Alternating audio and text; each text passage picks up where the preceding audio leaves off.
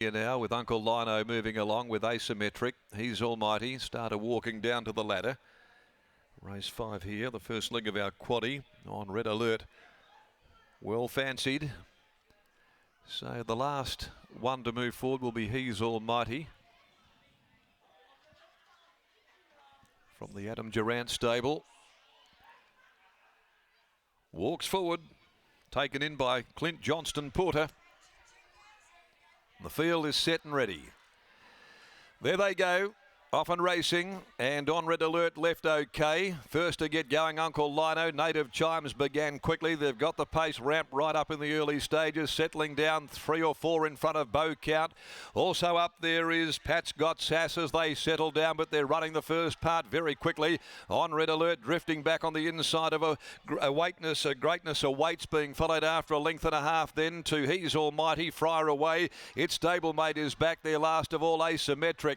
Uncle Lino led them at the 850. It's a length and a half. Native Chimes up there going very keenly. On the fence third, Bow Count. Nearly 2 lengths to High Mist, who's got a lovely run behind them. 750 from home. And then came on red alert, improving on the inside of the 3-year-old filly Pat's Got Sass.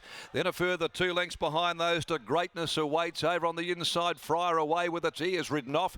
Back there is He's Almighty as well. And back there towards the tail is Asymmetric. But it's Uncle Lino making all haste for the judge at the 450. Uncle Lino now tackled by Native Chimes. A length and a half off them. Bow Count followed now to the outside. High Mist on red alert looking for the shortest way home. Back near the rail. Native Chimes hits the front though at the 250. Races 2 clear of Uncle Lino with red alert down on the inside trying to build, but Native Chimes has stolen the march on them. Here comes Pat's Got Sass. It's finishing powerfully down the outside. Pat's Got Sass coming at Native Chimes. Native Chimes in front. Native Chimes goes home to win it. Native Chimes beat Pat's Got Sass, and down the outside Greatness Awaits, who ducked in noticeably with High Mist, and on red alert close up. He's Almighty behind those with Uncle Lino. Bow Count deeper out, followed further back then by the stablemates Friar away and Asymmetric, who was always towards the rear. Native Chimes, ridden by Holly Watson, takes out the 5th on the card and has done it the tough way. They were zipping along, 1:31.23, decidedly quicker than the other 1500 metre race today, and it was the one punching there and doing it hard.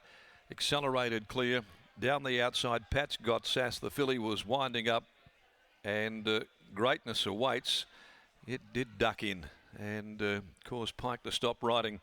A length by half margins, 36.74 the last 600. So Native Chimes, who didn't get the rub of the green last start, certainly did today. Holly Watson lifting it home. She showed real dexterity there, having to switch the persuader from the right to the left, back again and then back into the left, and keep this mare going. Native Chimes beating the youngster Pat's Got Sass, and Greatness Awaits, who dived in noticeably across the back of Pat's Got Sass, about 150 from the line. So Native Chimes, who's a daughter of my admiration out of Native Song for M. Southgate, Paige Kenny, trained by Paige, ridden by Holly Watson. Pat's Got Sass, a patronised Sassy Flyer filly from the yard of Dave Harrison, and ridden by Chris Parnham, and Greatness Awaits by Rubik from Mishkish, Mark Ford and Willie Pike. 4th in High Mist, and on red alert, just lacked a bit of acceleration and dash after getting the run on the inside. Race 6, the happy 50th birthday Dan Morton handicap over 1800. Jarman will be out of the next race for the day. And going with Dan's nomination, There's a Thought, to beat number 3 Alimentaria, 5 Regal City and 7 Red Hot Hope. Let's go to the yard, and Britt's about to join us, and let's catch up with who her special guest is down there in the enclosure. Yes, Paige Kenny on the school run, a good multitasking mum, so I do have Ron with me, and what a great performance that was by Native Chimes today. Yeah, excellent run. Yeah, she's an interesting horse, really. I think she's a much better horse suited up on the pace, and when she gets back in the field, I think she loses a bit of interest, but she seems to be a much better horse on pace or near pace, yeah. Therefore, last start, obviously, did get back in the field. Did you just put a line through that run as a complete forgive? Oh, I think so, yeah. She can be a bit hit and miss sometimes. As I said, when she gets back in the field, she seems to lose a bit of interest. So, yeah, she's a bit hard to catch sometimes, to be honest. What were you thinking at the top of the straight? Oh, we come here today thinking she could run a place, and at the top of the straight, I thought if she could hang on for second or third, she'd do a good job. But yeah, she's done a great job. And Holly Watson, they just seem to run for Holly, don't they? They absolutely do. Do you reckon Paige was listening in the radio on the way to the school run? Pretty sure her and Sophie would be screaming and yelling. Yeah, so yeah, they're pretty happy with this horse. She's a lovely horse at home. She's nice to handle. So yeah, she's done a really good job with her. That's all you can ask for. It's even better when they can win. Well done. Absolutely. Thank you, Brittany. A wonderful performance there by Native Chimes, and Holly Watson is with Scott. Well, Holly deserves all the credit there because she's clearly not an easy horse to ride. Holly, blinkers on or blinkers off, doesn't really matter. She loves to run.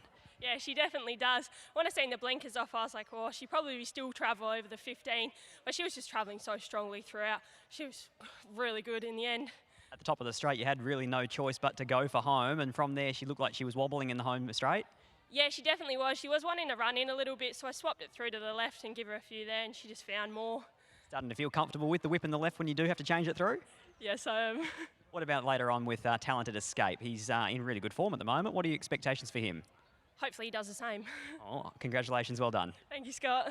There is Holly Watson there, and always good to see a 3 kilo claimer able to pull the whip through to the left. There on Native Chimes. Good run by Pat Scott Sass running home, and greatness awaits. Willie Pike basically had to turn the horse sideways in the straight. It was laying in pretty badly. 3, 7, 6 and 10, your numbers from race number 5. She sees him walking in a straight line. That's not really her style. And they all got the same heartbeat, but hers is falling behind. Nothing in this world could